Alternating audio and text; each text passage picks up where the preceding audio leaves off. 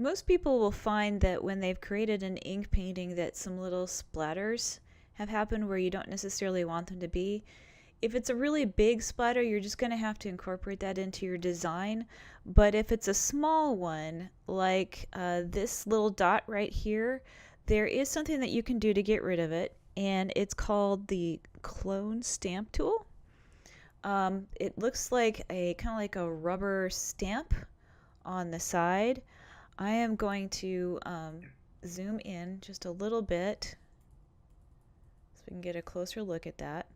Now I'm going to click on the clone stamp tool, and you can see that the area that's covered by the clone stamp is a lot larger than it needs to be. And to reduce the size, go to your keyboard and click on one of the square bracket keys. The one that is on the left will make it smaller, and then the one on the right will make it bigger. So go ahead and try using your square bracket to reduce the size of the clone stamp.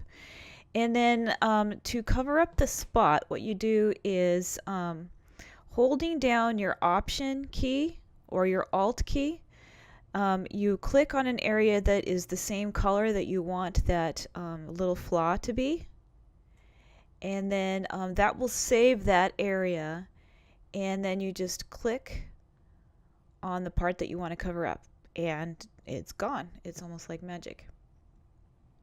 Let me see if there's any other areas that I want to fix here. Yeah, there's a little spot down here in the water.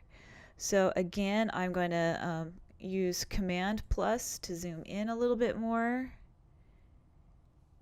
and then reduce the size of my clone stamp tool with the square bracket key, and then click on an area holding down Alt, and you can see it has that little target sort of symbol, and then I'm going to